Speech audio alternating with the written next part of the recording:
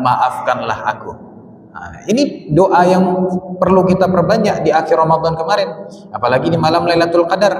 Allahumma innaka afu tuhibbul afwa fa'fu anna. Ya Allah, engkau maha pemaaf, engkau suka memaafkan, maka maafkanlah aku. Nah, kalau dimaafkan itu Bapak Ibu, itu beda dengan diampuni. Kalau diampuni itu dosa-dosanya masih ada, tapi Allah mengampuni, tandanya Allah istilahnya tidak menghitung dosa-dosa kita begitu. Istilahnya dosa kita itu dikesampingkan saja oleh Allah. Tapi kalau dimaafkan, Allah hapuskan semua dosa-dosa. Nah, ini beda diampuni dengan dimaafkan. Kalau diampuni dosa-dosanya masih ada, tapi hukumannya tidak dapat.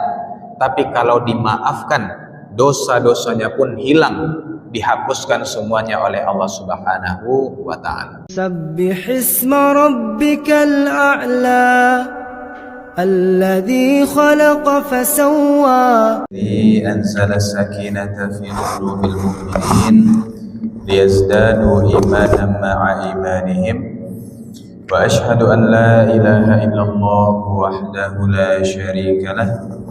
وأشهد أن سيدنا محمدا عبده ورسوله الذي لا نبي ورسول بعده وصلى الله عليه وعلى آله وأصحابه وبارك وسلم.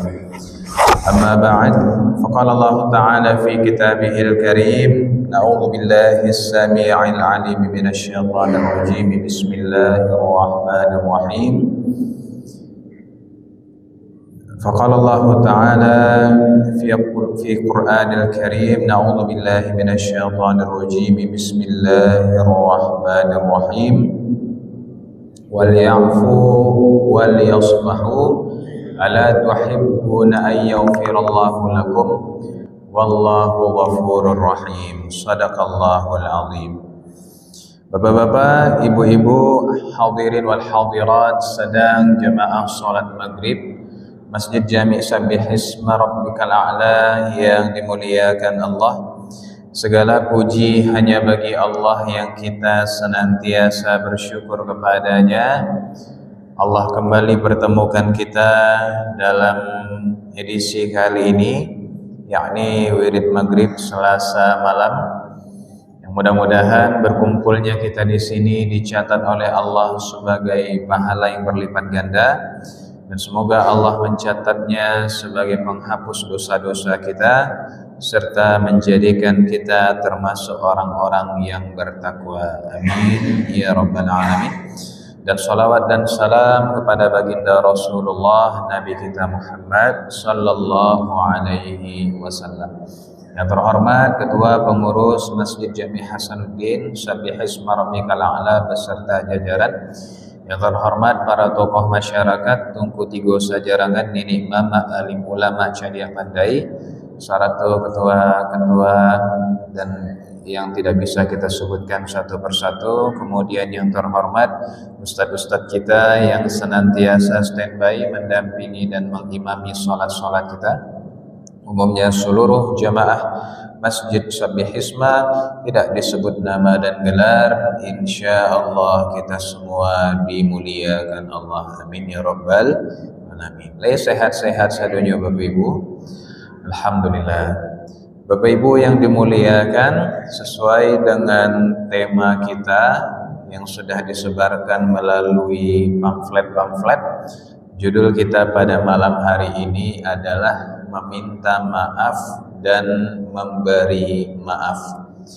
Pertanyaan terbesarnya adalah mengapa kita harus meminta maaf? Nah, Bapak Ibu yang dimuliakan, di hari raya Idul Fitri itu kita punya tradisi bermaaf-maafan, atau yang kita kenal juga agendanya disebut sebagai halal bihalal. Kenapa disebut sebagai halal bihalal?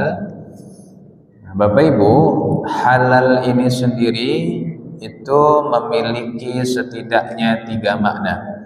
Ini sebagaimana yang disampaikan oleh mufassir Indonesia, yakni Profesor Quraish Shihab. Beliau mengatakan halal itu memiliki setidaknya 3 makna. Yang pertama, mencairkan yang beku. Yang kedua, merapikan yang kusut, mengurai yang kusut. Dan yang ketiga, menghangatkan yang dingin. Nah, inilah maksud daripada halal tersebut. Maka agenda halal bihalal ini tujuannya itu tadi, untuk menghangatkan kembali hubungan yang barangkali dingin, merapatkan kembali yang barangkali renggang, nah, mencairkan kembali yang barangkali beku, dan merapikan kembali hubungan yang barangkali kusut. Nah, maka inilah tujuannya kita bermaaf-maafan di hari raya Idul Fitri, supaya tidak ada lagi masalah atau yang mengganjal di antara kita. Semuanya sudah plong, kita saling ridha, kita saling memaafkan satu sama lain.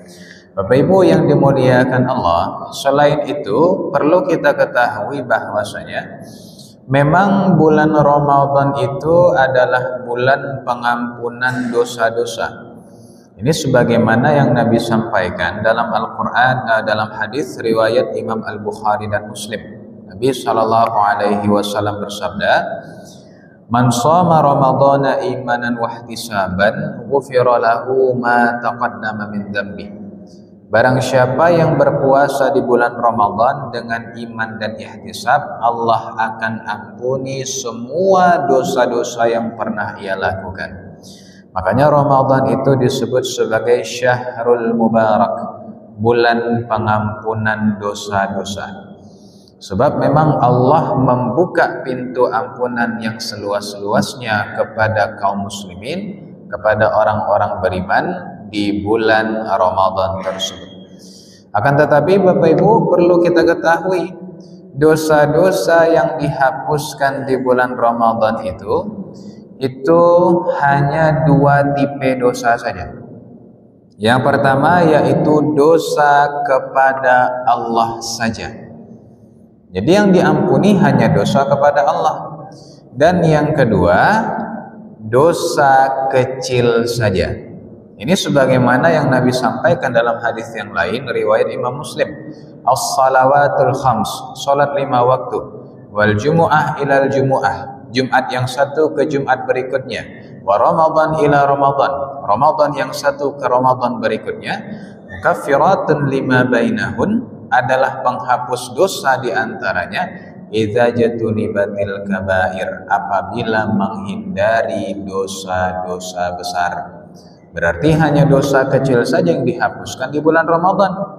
Adapun dosa-dosa besar seperti sihir, zina, riba, memakan harta anak yatim, membunuh, minum khamar, kemudian sihir, kemudian lari dari medan perang, dan banyak lagi dosa-dosa besar yang mendapatkan ancaman neraka dan laknat Allah, itu bertaubatnya ya ayyuhalladzina amanu tubu ilallahi taubatan nasuha, harus dengan tobat yang sungguh-sungguh. Bapak Ibu yang dimuliakan Allah, maka bulan Ramadan hanya mengampuni dosa kepada Allah saja. Adapun dosa kepada manusia ini tidak dihapuskan di bulan Ramadan. Dan ini juga disampaikan oleh Imam An-Nawawi dalam kitab Riyadhus Shalihin, dalam pembukaan bab taubat. Di bagian muqaddimahnya bisa kita baca bersama. Imam An-Nawawi mengatakan rukun taubat itu ada 3. Yang pertama, meninggalkan perbuatan dosa itu. Yang kedua, menyesali perbuatan itu. Dan yang ketiga, bertekad untuk tidak mengulanginya lagi. Inilah 3 rukun taubat atau 3 syarat apabila kita ingin bertaubat kepada Allah. Tapi ini taubat yang dosa kepada Allah saja. Kalau dosanya kepada manusia, tambah syarat lain, apa itu? Meminta maaf kepada orang yang pernah kita zalimi, pernah kita jahati, pernah kita rugikan. Nah, jadi tiga syarat tadi, meninggalkan dosa tersebut, menyesalinya, kemudian bertekad untuk tidak mengulanginya, dan yang keempat meminta maaf kepada orang yang pernah kita rugikan tersebut. Dan tentu saja harus kita ganti kerugian yang kita timpakan kepadanya dahulu. Bapak Ibu yang dimuliakan Allah, maka inilah alasannya kita bermaaf-maafan di hari raya Idul Fitri, sebab dosa kita kepada manusia tidak akan diampuni Allah sampai kita meminta kehalalan kepada orang yang pernah kita rugikan tersebut, sampai kita mendapatkan ridhonya, sampai kita mendapatkan maaf darinya. Nah, Bapak Ibu hadirin yang dimuliakan, kemudian pertanyaan selanjutnya, kenapa kita mesti memaafkan? Kenapa mesti memaafkan? Jawabannya adalah karena Allah memerintahkan. Quran surah Al-A'raf ayat 199. Allah Subhanahu wa taala berfirman, "Khudhil 'afwa wa'mur bil 'urfi wa a'rid 'anil jahilin." Berilah maaf, jadilah orang yang pemaaf, suruhlah orang mengerjakan yang ma'ruf, serta jangan pedulikan orang-orang yang bodoh. Abaikan saja orang-orang yang bodoh, tidak ada gunanya.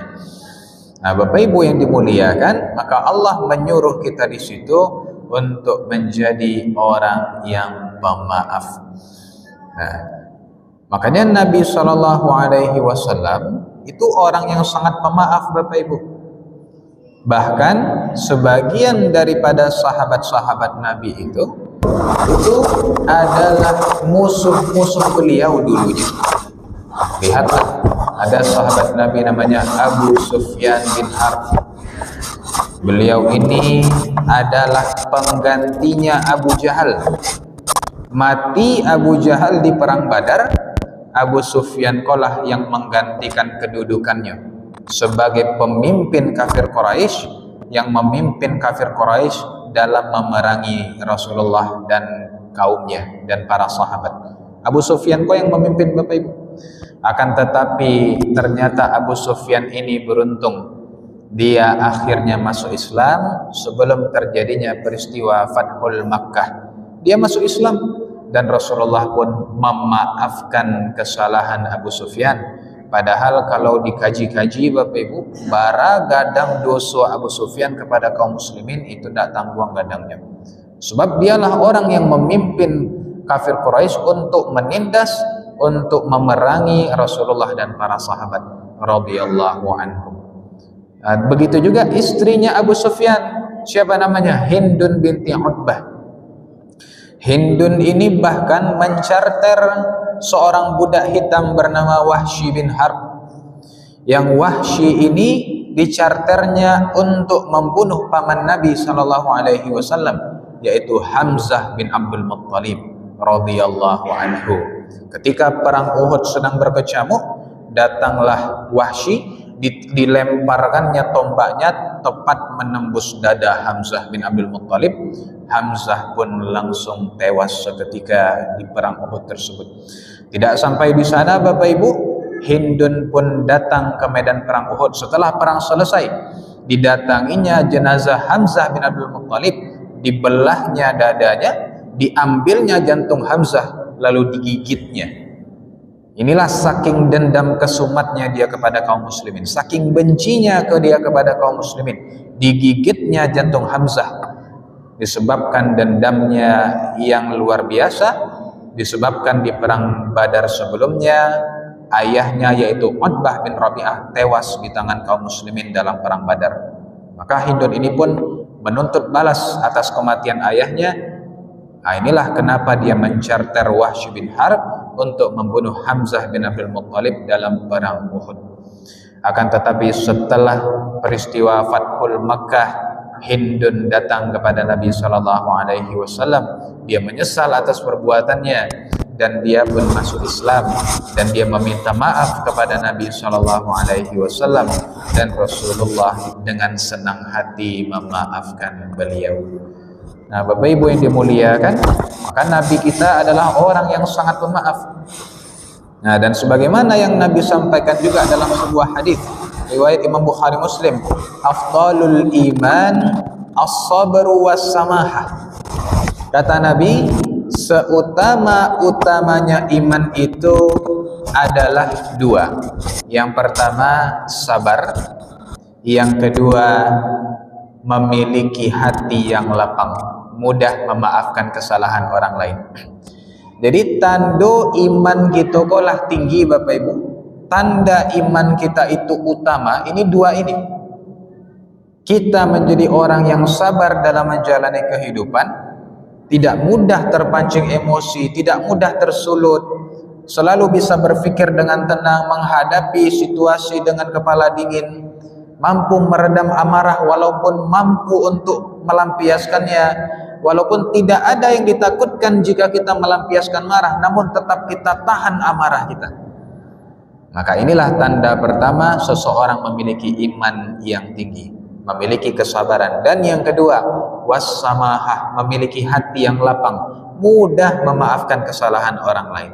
Apabila orang bersalah kepada dia, orang meminta maaf, maka dia dengan mudah sekali memaafkan. Tidak ada dendam, tidak ada dendam kesumat dalam hatinya seperti yang kita kisahkan tadi.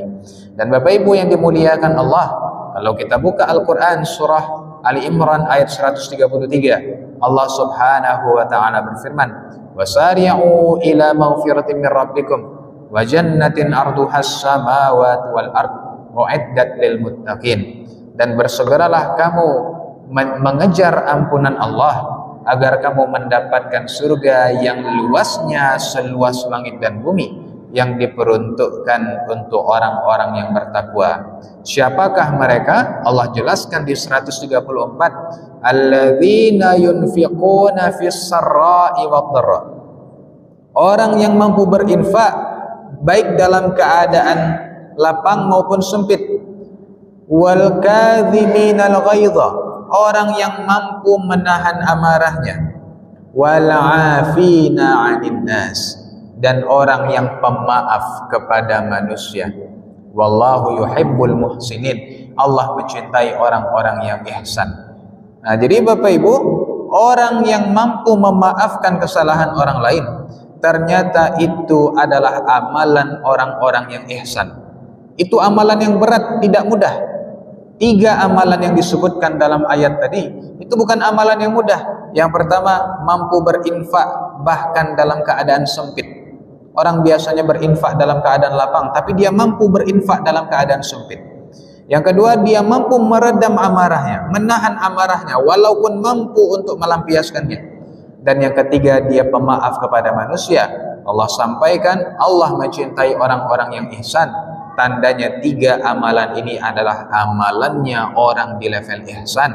Sementara level ihsan itu adalah level yang tertinggi dalam ajaran agama Islam kita. Bapak Ibu hadirin yang dimuliakan Allah, artinya memaafkan kesalahan orang lain ini bukanlah amalan yang sepele Bapak Ibu. Ini amalan yang luar biasa, yang memperoleh balasan yang sempurna di sisi Allah. Bapak Ibu yang dimuliakan Allah, Allah paham, Allah mengerti bahwasanya manusia itu sifatnya tidak mau dirugikan. Ada ndak di antara kita yang nio rugi Bapak Ibu? Ndak ada, pasti kita nio untung tarui. Demikianlah manusia. Manusia itu tidak mau dirugikan, manusia mau selalu untung. Dan Allah tahu bahwasanya apabila kita memaafkan kesalahan manusia, itu pasti tidak semudah itu. Pasti kita berpikir modeko. Nyujai kawak. Tiba-tiba awak maafkan saya kesalahannya, lama bananya, nyola jaya kawak, wak maafkan saya mudah itu, ya kan, lama bananya, sanang bana hidupnya. Nah, Allah tahu Bapak Ibu, pasti manusia itu berat memaafkan karena pikirannya seperti itu, merasa bahwasanya kalau kita maafkan kesalahan orang, lama bananya, nyola salah kawak, minta maaf mudah itu lah salah saya sih sadonyo, lama bana. Maka Allah memberikan tawaran-tawaran kepada kita agar mau memaafkan kesalahan orang lain. Apa-apa saja tawaran tersebut Bapak Ibu? Yang pertama di Quran surah An-Nur ayat 22. Allah Subhanahu wa taala berfirman, "Wal ya'fu wal yasfahu." Dan hendaklah mereka memaafkan dan berlapang dada. Nah, kemudian Allah sampaikan tawaran kepada kita. Apa tawarannya? Ala tuhibbuna ayyaghfirallahu lakum? Tidakkah kamu suka? Tidakkah kamu mau Allah mengampuni semua kesalahan-kesalahanmu? Wallahu ghafurur rahim. Dan Allah itu Maha Pengampun lagi Maha Penyayang. Jadi apa tawaran yang Allah berikan Bapak Ibu? Kalau kita maafkan kesalahan orang, Allah akan maafkan pula kesalahan kita kepada Allah. Kalau kita mau memaafkan orang lain, Allah maafkan pula kita. Inilah tawarannya. Dan siapa yang tidak mau mendapatkan maaf dari Allah Bapak Ibu? Maaf Allah inilah yang kita cari. Makanya di 10 terakhir Ramadan itu kita dianjurkan memperbanyak doa. Allahumma innaka afuwun tuhibbul afwa fa'fu anna. Ya Allah, sesungguhnya Engkau Maha Pemaaf, Engkau suka memaafkan, maka maafkanlah aku.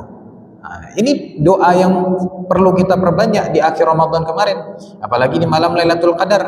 Allahumma innaka afu tuhibbul afwa fa'fu anna. Ya Allah, Engkau Maha Pemaaf, Engkau suka memaafkan, maka maafkanlah aku. Nah, kalau dimaafkan itu Bapak Ibu, itu beda dengan diampuni. Kalau diampuni itu dosa-dosanya masih ada. Tapi Allah mengampuni, tandanya Allah istilahnya tidak menghitung dosa-dosa kita begitu. Istilahnya dosa kita itu dikesampingkan saja oleh Allah. Tapi kalau dimaafkan, Allah hapuskan semua dosa-dosa. Nah, ini beda diampuni dengan dimaafkan. Kalau diampuni dosa-dosanya masih ada, tapi hukumannya tidak dapat. Tapi kalau dimaafkan, dosa-dosanya pun hilang, dihapuskan semuanya oleh Allah Subhanahu wa taala. Nah, maka Bapak Ibu rahimakumullah, satu pelajaran yang kita ambil, apa yang ingin kita dapatkan dari Allah, lakukanlah terlebih dahulu kepada manusia. Apa yang kita lakukan kepada manusia, itulah yang Allah akan lakukan kepada kita. Bagaimana kita kepada orang lain, begitu pula Allah kepada kita. Orang yang suka menolong orang lain, Allah akan tolong pula dia. Nabi SAW bersabda, "Wallahu fi aunil abdi, maka al abdu fi auni akhi." Allah akan senantiasa menolong seorang hamba selama dia menolong saudaranya. Orang yang suka membantu orang lain, Allah akan bantu pula dia. Orang yang suka memudahkan urusan orang lain, Allah mudahkan pula urusannya. Orang yang suka memberi kepada orang lain, orang yang dermawan kepada orang lain, Allah akan dermawan pula kepada dia. Makanya kalau kita cari Bapak Ibu, orang-orang yang acuk bersedekah, berinfak, kira-kiranya tambah miskin atau tambah kaya Bapak Ibu? Tambah kaya. Tidak ada orang yang miskin garo-garo banyak bersedekah, tidak ada Bapak Ibu. Orang yang banyak bersedekah, semakin banyak yang dia keluarkan, semakin banyak pula yang Allah datangkan. Kenapa? Sebab orang yang dermawan kepada orang lain, Allah akan lebih dermawan kepada orang tersebut. Allah tidak akan biarkan orang tersebut memberikan kepada hamba-hambanya yang lain. Itu tugasku, kata Allah.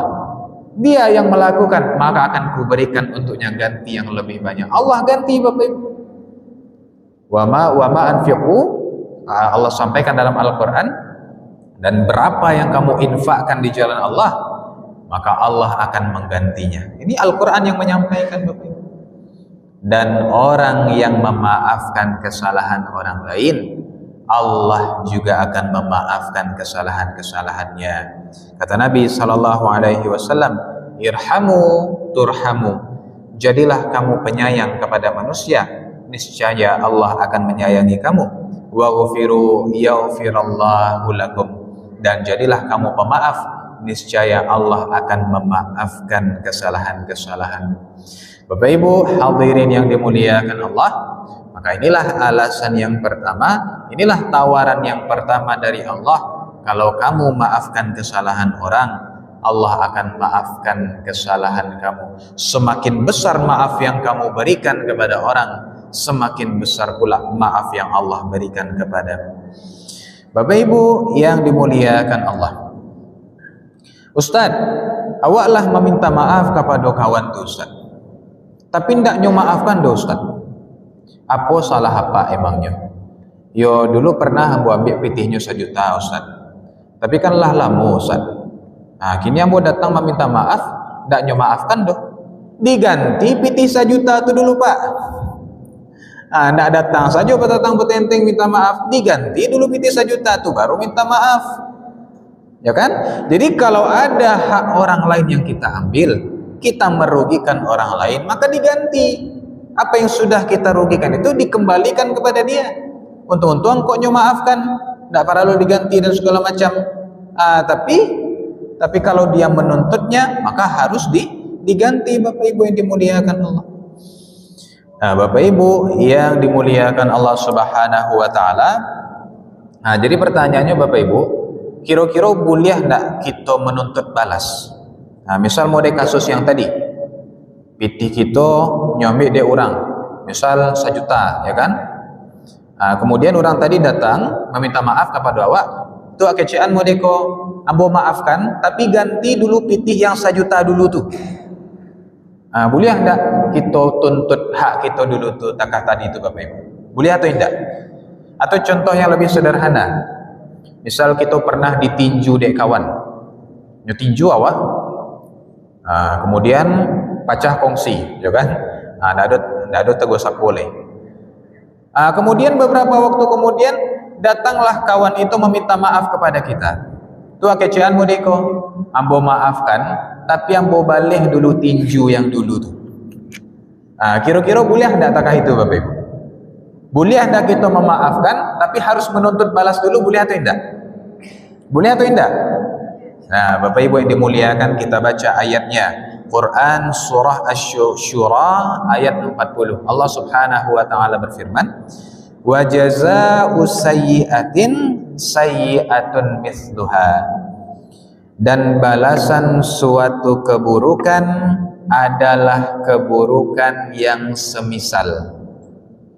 Jadi hukumnya boleh kita menuntut hak kita yang dulu pernah diambil.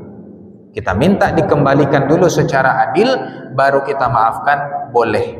Termasuk yang kasus tinju tadi. Kita ditinju dek kawan 2 tahun yang lalu kan. Kemudian kita ndak ada tahu siapa boleh, tiba-tiba dia datang, ambo maafkan tapi ambo balik dulu tinju yang dulu. Boleh Bapak Ibu.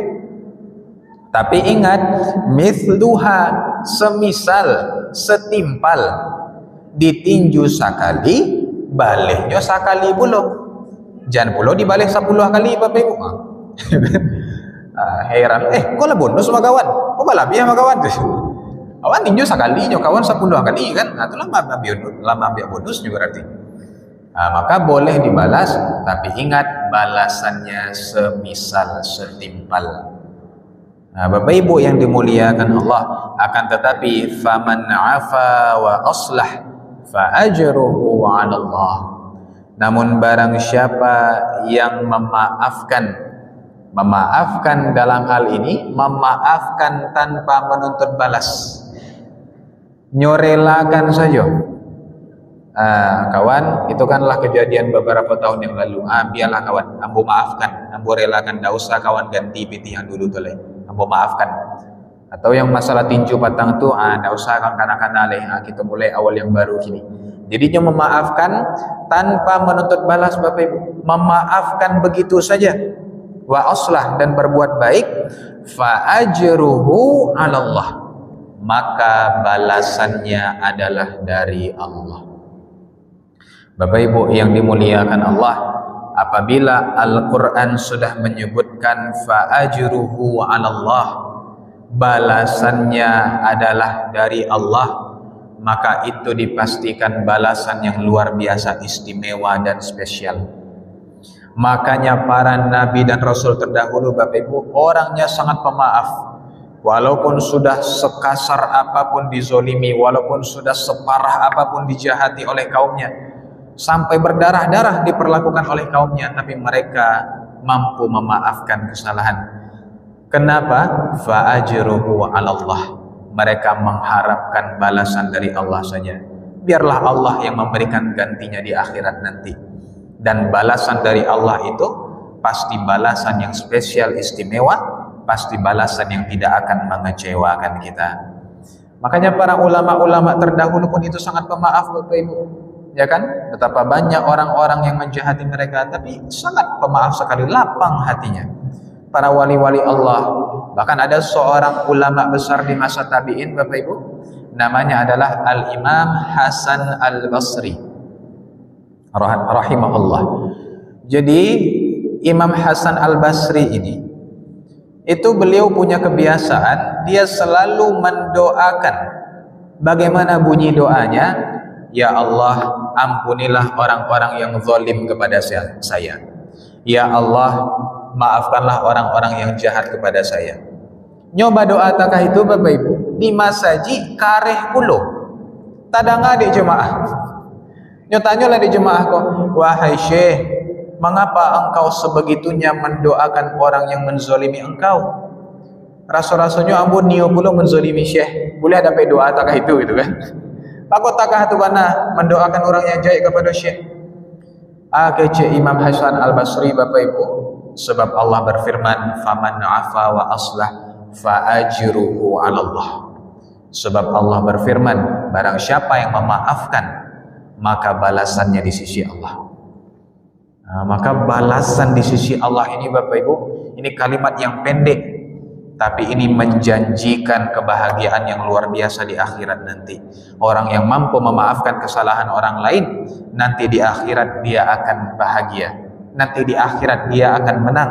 Nanti di akhirat dia akan terkesima ketika melihat balasan yang sudah Allah siapkan untuknya.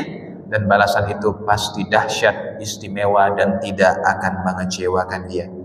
Bapak Ibu yang dimuliakan Allah, maka ketika kita ragu untuk memaafkan kesalahan orang lain, jangan lihat seberapa besar penderitaan dan kerugian yang ditimpakan kepada kita, tapi lihatlah berapa besar balasan yang Allah akan berikan kepada kita, baik di dunia maupun di akhirat, dengan maaf yang kita berikan tersebut. Semakin berat maaf itu kita berikan, namun tetap kita berikan, maka semakin besar pula balasan yang Allah akan berikan kepada kita.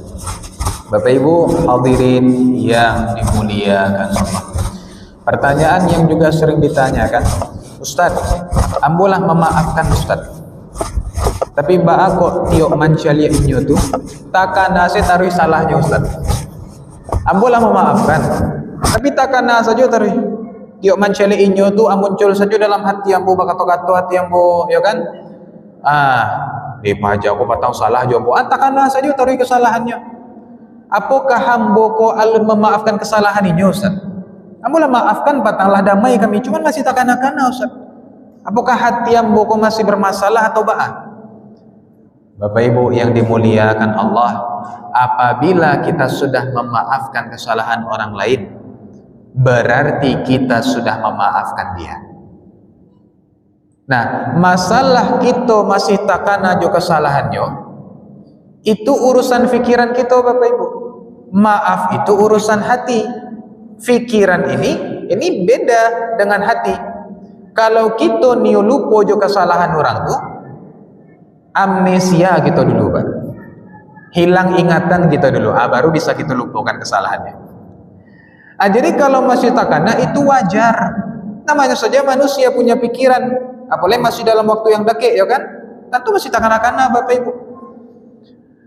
Namun apabila itu terjadi, itu bukan berarti kita belum benar-benar memaafkan dia.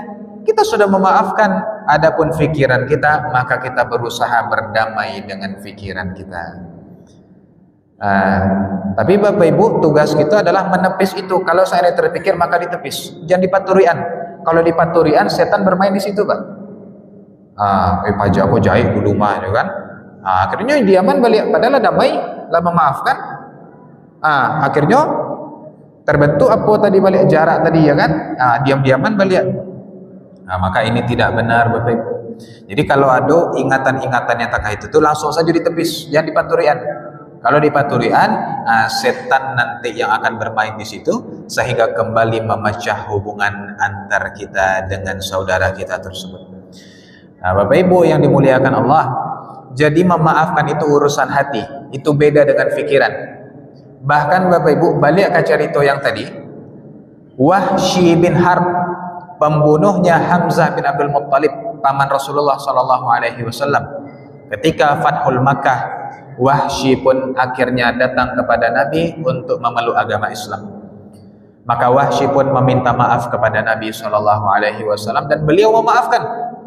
Namun apa kata Nabi, Bapak Ibu? Wahai Wahsy, setiap melihat engkau, aku selalu bersedih sebab aku teringat dengan pamanku dulu yang engkau bunuh.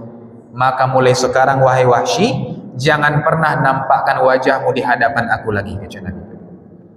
Nabi sallallahu alaihi wasallam, manusia yang paling mulia, Rasulullah, walaupun beliau seorang nabi, beliau juga seorang manusia. Beliau sudah maafkan kesalahan Wahsy. Tak ada masalah apa-apa oleh hati beliau, tak ada dendam kesumat sama sekali. Tapi beliau memiliki hati yang setiap melihat Wahsy selalu teringat akan pamannya. Fikiran beliau tidak bisa lupa. Maka Nabi pun menyampaikan, wahai Wahsy, tolong jangan pernah nampakkan wajahmu di hadapan aku lagi, sebab setiap melihat engkau, aku bersedih, aku teringat akan pamanku Hamzah bin Abdul Muttalib. Jadi kembali Bapak Ibu, memaafkan itu adalah urusan hati, itu bukan urusan fikiran. Adapun fikiran, kita usahakan untuk terus berdamai dengan fikiran kita itu, dan jangan sampai memperturutkan bisikan-bisikan syaitan. Bapak Ibu yang dimuliakan Allah, masih ada 6 menit lain. Pertanyaan selanjutnya yang sering muncul, Ustaz, ambillah memaaf. Oh jadi, oke. Kita minta 2 menit Bapak Ibu sebagai penutup. Nah, pertanyaan yang juga sering muncul yaitu, apabila kita sudah meminta maaf Ustaz, tapi nyo ndak nio memaafkan, ba'a ceritanya oleh Ustaz. Yang pertama Bapak Ibu, ingatlah kerugian yang kita timpakan maka harus kita ganti. Hak orang yang kita ambil maka harus kita berikan. Sehingga tidak ada lagi ketidakadilan, tidak ada lagi kezaliman. Haknya sudah kita kembalikan, apa yang kita rugikan darinya sudah kita berikan, dan kita sudah meminta maaf. Tapi nyolunjo memaafkan oleh Ustaz, maka kita berserah kepada Allah Bapak Ibu. Kita sudah berusaha minta maaf, kita sudah berusaha memberikan haknya dulu, tapi dia masih tidak mau memaafkan juga, masih rusak hatinya kepada kita, maka itu urusannya dengan Allah lagi. Tapi jangan sampai pula kita tidak tegur sapu nyolai, tetap kita memperlakukan dia dengan baik. Mudah-mudahan Allah bukakan hatinya untuk kita sehingga bisa berdamai lagi seperti biasanya. Baik Bapak Ibu, ini ada masuk pertanyaan. Yang pertama, apakah boleh tidak berkomunikasi dengan keluarga tapi tidak berniat memutus silaturahmi? Nah, tidak berkomunikasi di sini maksudnya yang bagaimana dulu? Nah, pernah mendapat pertanyaan juga Bapak Ibu, ambo mengisi di Bawaslu Sumbar. Jadi pertanyaannya, boleh tidak kita jaga jarak Ustaz? Tujuan jaga jarak itu supaya untuk menjaga silaturahmi tadi agar jangan putus. Soalnya kadang awak tidak suka mencelek gaya kawan kau gitu. Gayanya agak ongeh lah, agak muriko. Akhirnya awak menjarak sakit. Jawabannya boleh Bapak Ibu, boleh silahkan. Tapi ingat, hubungan kita sama dia harus dalam keadaan baik. Tapi kita jarakan seketik. Kalau kita memang tidak suka, misal kurang suka juga gayanya gitu kan, maka kita kurangi komunikasi dengan dia. Tapi ingat, hubungan harus dalam keadaan baik. Kan tidak harus puluh kita mau WA orang tiap hari gitu Bapak Ibu. Assalamualaikum, apa kabarnya gitu kan? Kan tidak harus puluh. Atau kita menelpon orang setiap hari gitu kan, tidak harus. Jadi menjaga jarak boleh, tapi ingat, hubungan harus dalam keadaan baik-baik saja. Bukan alasan tidak komunikasi itu karena bermusuhan, bukan. Hubungan ini harus tetap baik Bapak Ibu, tapi kalau kita menjaga jarak maka boleh demi menjaga silaturahmi tadi agar tetap baik. Apakah memaafkan harus disampaikan langsung ke orangnya atau cukup di hati saja? Harus langsung ke orangnya. Kecuali orang yang kita jahati ini punya indera keenam. Bisanya membaca isi hati awak misalnya. Maka lewat hati sudah ada. Tapi kalau tidak bisa, maka harus kita meminta maaf langsung. Langsung Bapak Ibu. Nampakkan rasa bersalah kita. Apa pandai-pandai adu seninya minta maaf tuh. Datangi dia, kita akui kesalahan kita, kita nampakkan penyesalan kita. Kata Ustaz Abdul Somad Bapak Ibu, sentuhlah dia tepat di hatinya, dia akan jadi milikmu selamanya. Jadi menyentuh hati kurang kok Bapak Ibu. Sehingga tuh ridho kepada awak. Ayolah kawan, aku maafkan, aku pun salah juga petang tuh. Lah damai silih, lah berpelukan saja, lah bersalaman saja lah ya kan. Enak kita satu sama lain. Bapak Ibu yang dimuliakan Allah, maka inilah catatan penting bagi kita di bulan Syawal ini, kita memaafkan dan meminta maaf. Maka pelajaran yang tidak bisa kita hindarkan juga dari pembahasan ini adalah jangan sampai kita zalim kepada orang Bapak Ibu. Jangan sampai kita jahat kepada orang.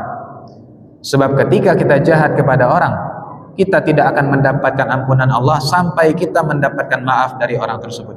Maka berhati-hatilah. Pernah Bapak Ibu, salah satu panglima terhebat dalam sejarah Islam, yaitu Sultan Mehmed Al-Fatih. Siapakah dia? Dialah yang telah membebaskan Konstantinopel. Dialah yang telah membuktikan sabda Nabi SAW, mengalahkan bangsa Romawi, mengakhiri Romawi, dan menguasai ibu kota Romawi yaitu Konstantinopel. Latuftahannal Konstantiniyatu, kalian pasti akan mengalahkan Konstantinopel. Falani'amal amiru amiruha, sebaik-baik pemimpin yang akan mengalahkan Konstantinopel itu, walani'amal jaish dzalikal jaish, dan sebaik-baik pasukan yang akan mengalahkannya. Pernah Bapak Ibu, dulu Sultan Mehmed ketika masih muda, dia dipukul oleh gurunya. Ketika dia masih muda, masih kecil. Padahal dia tidak melakukan kesalahan apapun. Tapi inilah hebatnya adab Sultan Mehmed. Dia sama sekali tidak mempertanyakan hal tersebut. Dia heran, dia bingung kenapa gurunya memukulnya, tapi dia tidak tanyakan. Dia tahan saja dalam hatinya. Dan dia tidak pernah mengungkit-ungkit hal tersebut.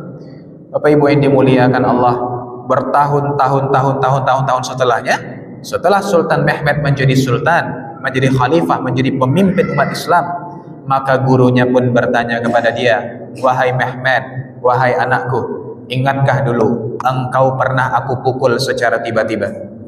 Ingat wahai syekh, ingat wahai guru, jujur saya sampai sekarang masih tidak tahu apa salah saya, kenapa engkau dulu itu memukul saya. Maka gurunya itu langsung mengambil tangan Sultan Mehmed dan langsung menciumnya. Terkejut Sultan Mehmed, ampun wahai guru, kenapa engkau mencium tanganku? Kenapa engkau melakukan ini? Maka gurunya itu pun dengan menangis mengatakan, wahai Mehmed anakku, memang ketika itu engkau tidak memiliki kesalahan apapun. Lantas mengapa engkau memukulku saat itu wahai guru? Supaya engkau tahu wahai Mehmed anakku, kesalahan yang engkau timpakan kepada seseorang, orang tidak akan pernah melupakannya.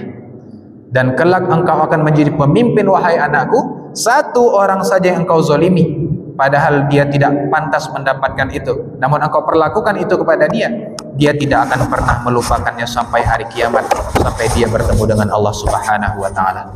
Maka jagalah dirimu wahai anakku, jangan sampai engkau menzalimi seorang pun, sebab sebagaimana engkau tidak pernah melupakan pukulanku yang dulu, begitu pula rakyatmu tidak akan pernah melupakan kezalimanmu kepada rakyatmu. Aku qauli hadza wa astaghfirullah li wa lakum wa sallallahu ala sayyidina Muhammadin wa ala alihi wa sahbihi ajmain walhamdulillahirabbil alamin. Subhanaka Allahumma bihamdika asyhadu an la ilaha illa anta astaghfiruka wa atubu ilaik. Itu seketik yang bisa saya sampaikan Bapak Ibu, mudah-mudahan ada manfaatnya. Terima kasih, banyak maaf. Wassalamualaikum warahmatullahi wabarakatuh.